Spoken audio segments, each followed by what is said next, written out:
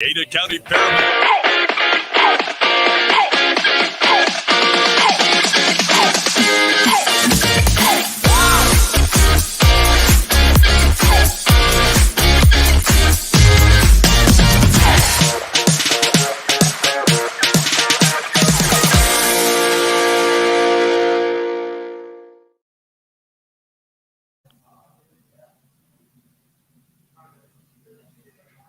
All right, what's going on? Welcome back, Idaho Sports Talk. This is hour number 2 as our coverage of day 2 of Mountain West Media Days continues. We're Prater in the ball game. Got a fun hour. We'll even give you a chance to win $50 to Biscuit and Hogs during Rock Jocks and Pop Culture. But first, Prater, this is our video segment, so you can watch us here in the rowpaint.com studio as we bring on live from Las Vegas, BJ Rains with Bronco Nation News. This is kind of an earlier edition of our Bronco Nation News report. We'll do this again tomorrow at this time, but let's welcome BJ Rains to Idaho Sports Talk. BJ, how's Vegas been, man?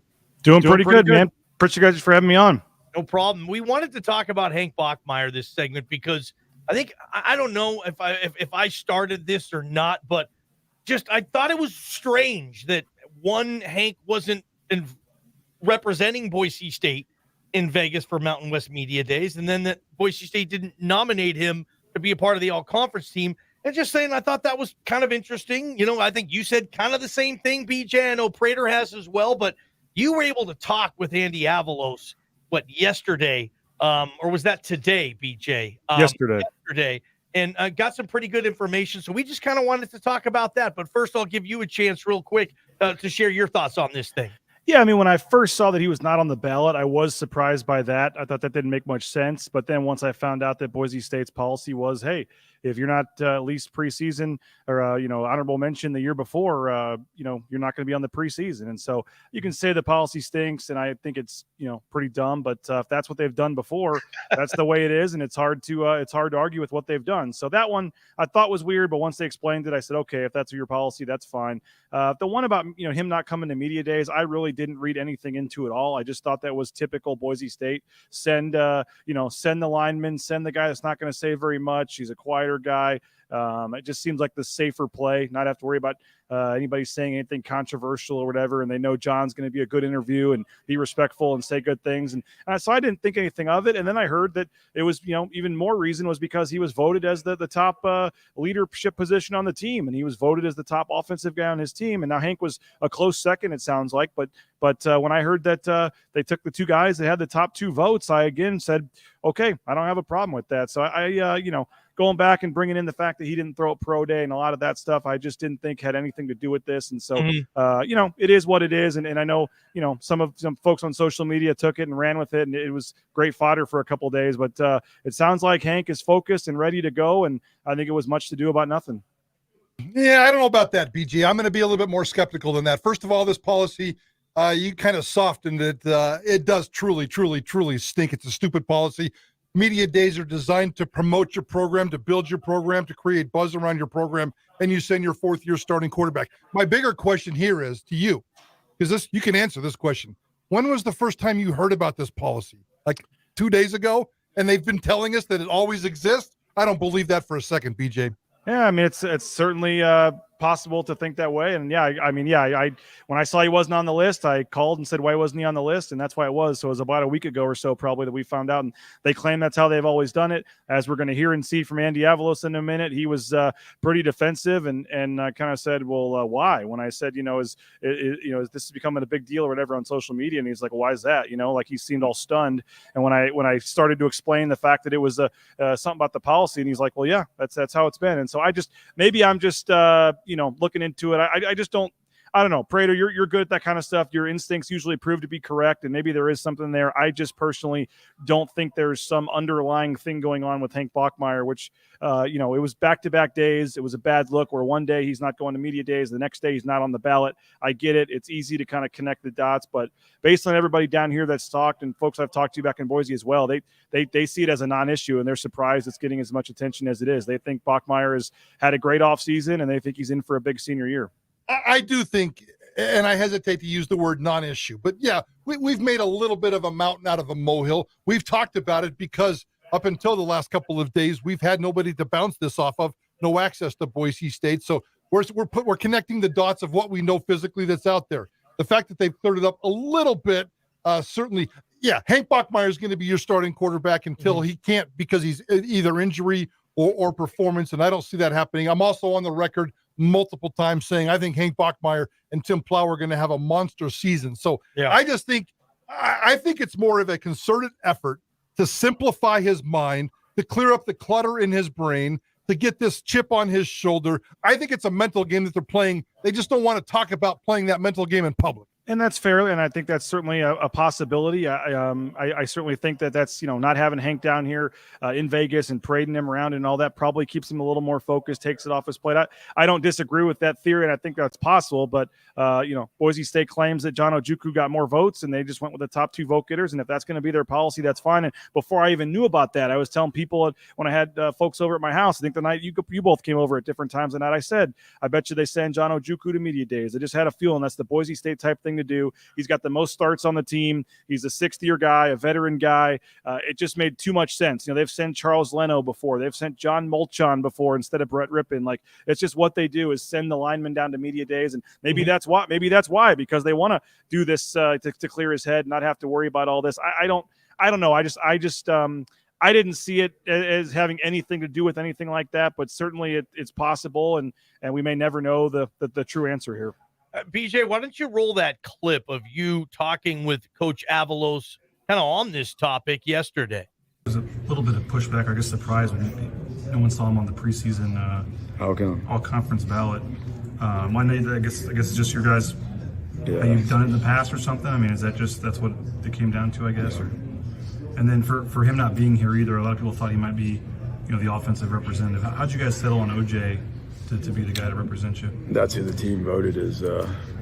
He got the most votes on the offense side of the ball for the leadership.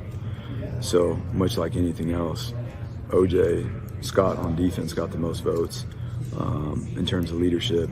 So rightfully so, those guys, not only in situations like this, but there's a lot of decisions that get made as a family within our team, and those guys, not only Scott and OJ, but this leadership group, but mainly those guys, they're heavily relied on for opinions or advice, or how should we do this? What do you guys think we should do? And this is just an extension of that. So that's how OJ and Scott, I don't think, we could read into all this other stuff, how we like to create that sometimes, but it's really nothing. Well, that's what I was going to ask. I mean, it came out and it just happened to be back-to-back, and fans were jumping on, Hank lost the locker room and all this kind of stuff. I mean, no. It just seems like it was just a coincidence that's how it happened, right? Yeah, I mean, I guess it could be seen that way, but yeah, that's why we made it very clear. Like, these have been the 2 leaders. These are the 2 guys that have led us through the summer. Again, they're voted on by their peers, and Hank was right there with that too in the voting, if it makes any consolation to. All right, BJ, you were there front and center, obviously asking those questions. Well done. Did Andy Avalos take care of any questions you think maybe you had, or any questions that you think maybe myself or Prater might have? Does that suffice for you, that answer? I probably could have phrased the question a little better, and I probably could have asked more in terms of just from the Hank side of the distractions, and did that have anything to do with him not wanting to be down here? But again, when he claims it's because they voted on it, and those are the 2 guys that, I did get a text from a friend while that clip was playing, and I think this is still the issue that some people are bringing up on social media, is the fact that the bigger issue is that maybe your 4-year starting quarterback didn't get the most votes from the team on offense to be a captain or to be a leader. And so some folks are looking at that, but hey, I think it worked out well. I think, John did a great job down here. He was awesome. And I think that it was much to do really about nothing. And I don't know. I maybe could have phrased the question a little better, but it was like the 8th hour of him talking and doing interviews, the very last question of the entire day. And I think he was ready to go back to Boise. I think we can reach some kind of compromise here. I mean, we're not going to dispute what Andy Avalos is saying and how he runs his football team. That's a no-brainer. I do want him to change. I would like to see him change that policy. That's a ridiculous policy. I mean, if you're telling me, some scrub was an honorable mention, but he's eligible next year to do this. But your 4-year starting quarterback is not. It just seems like it's one so vote, weird. Prater. One vote gets you honorable mention. By the way, all you need is one vote from one of the media or coaches the year before, and your honorable mention. And that is an indictment on Hank Bachmeier. That's absolutely an indictment on Hank Bachmeier. I also would come back to you and say, and it sounds like the vote was close. Avalos said it, you said it, between Ojukwu and Hank Bachmeier. But man, we've been listening to Boise State coaches for 4 years do nothing but talk about the great leadership and the great representation that Hank Bachmeier applies to this football team. And he's not good enough to be your number one leader on offense as your 4-year starting quarterback. It just smells a little weird. Huh. And I had to be careful there because I don't know if you saw in the background, but Ojukwu and Matlock were walking right by as we were talking about this. So I had to, I looked up at the last second. That's why I kind of threw in the John's doing a great job because he was standing right there. And he is, he did fine and it all worked out. But but your sentiment, Prater, is what I have seen on social media a lot. Yes. Why wasn't the 4-year quarterback? And again, we don't know if it was one vote. We don't know how that plays out. As I said, John Ojukwu, 29 straight starts. I think it's 36 career starts, the most of any player on the team. He's been there 6 years. I just, some people just, and fans and stuff like to find stuff to nitpick and get angry about on social media. I really think Hank, it seems like, is locked in and he's ready. And, because before that clip, the previous 5 minutes was Avalos talking about how great of an offseason Hank's had and how they feel good about where he's at. And with him and Tim Plow in year 2 is going to be a huge difference. And so I think that, based on everything they're saying, we're going to go into fall camp and he's as ready for a season as he has been. The next piece of evidence that we'll kind of look at and attack because we're just, shallow media guys. What was Andy Avalos' policy with captains last year? Did he have offense, defense, special teams in a game? How did he pick captains last year? Well, we don't even know for sure if this is quote captains. They're calling it he was no, the highest. I know that. But he was the highest. I know, but how did he pick captains last year? I believe it was. They usually have 2 captains and then they add single game captains. And I think there's 2 other guys that get voted for a single game. At least that's how it had been in the past with Harsin. I'm trying to remember if they just had the 2 guys and that was it for captains last year. That's a good question. I should know the answer to that. But again, this is they call this leadership positions. Yeah. So I think they have some sort of like hierarchy amongst the players, their own kind of leadership group. And so we'll see when the official team captains come out. And I would suspect Hank, he'll be a captain. Yeah. If they only go 2 and those are the 2, I mean, then he won't be, but maybe it is something where they can add to that. And maybe if they walk by here real quick before we're done, I can ask them how they'd pick the captains, but BJ, I don't know. I got a question here. And Andy Avalos, I like where he went with that. He did not have to tell you, well, this is what we did. The players voted for who was going to essentially represent us at Mountain West Media Days. He could have just said, oh, BJ, and he could have said whatever he wanted to. I don't want to say he put any gasoline on this fire, but Andy Avalos saying to you right there, hey, OJ got more votes. We sent OJ. If Hank would have got the most votes, we would have sent Hank down here, is essentially what I thought he said. He was candid with you, and he said, hey, OJ got the votes. Now all of a sudden people hear you, Andy, say that from you ask him. They say, whoa, why did OJ get more votes? OJ's a lineman. Hank's the quarterback. What's going on here? Like, Andy could have avoided that, and he didn't. Let me just throw that in there, too. Yeah, and I think he was trying to calm folks down and may have made it worse. Yes, yes, yes. I think, by the way, I went back and looked at last year's UCF game notes. Kaniho and Shakir, you were right, BJ. Kaniho and Shakir were named season captains last year, and then they selected 2 captains on a game-by-game basis. So a defensive guy and an offensive guy. And if he does the same thing this year, that tells me your 2 captains for the 2022 seasons are going to be Matlock and Ojukwu, and your 4-year starting quarterback, who's been bragged about as a great leader on this football team, might be a captain for the San Jose State game. That's crazy to think about, and that's what the fans are getting at, and that's what you're talking about, Johnny. That's probably I think he did it to kind of calm folks down and say there was no underlying message. There was no he's not in trouble. There's nothing else going on.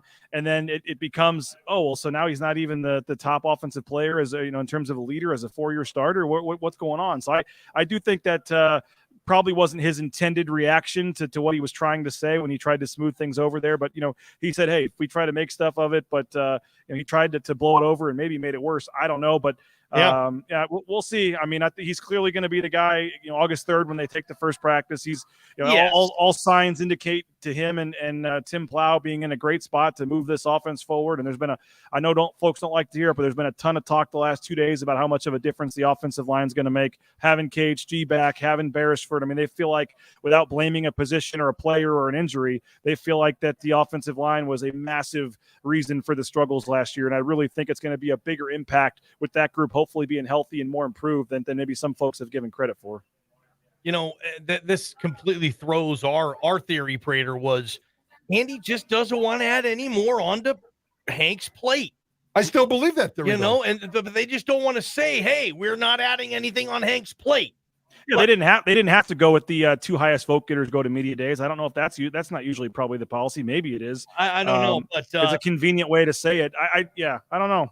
I'm going to go on the record right now there. I don't think there's any type of controversy in that room with that position. I don't think Vidlak or Talon Green have even a puncher's chance of starting week 1. But it's been a fishy last couple weeks for Hank. That's all I'm going to say there. I still think he's going to be the quarterback of the team. He's starting week 1. These guys aren't going to beat him out. But, yeah, I mean, to think about this, I'll say one more thing, Prater. Every offensive player on that team had a vote, according to Coach Avalos there.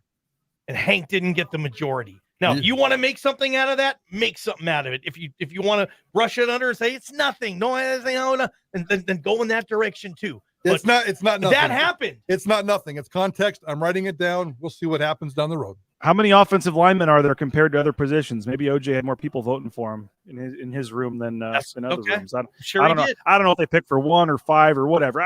He said it was close. If one guy had to do it, that's fine. I heard next year they may bring 3 players per team to media days now, so maybe it wouldn't have been an issue. Who knows?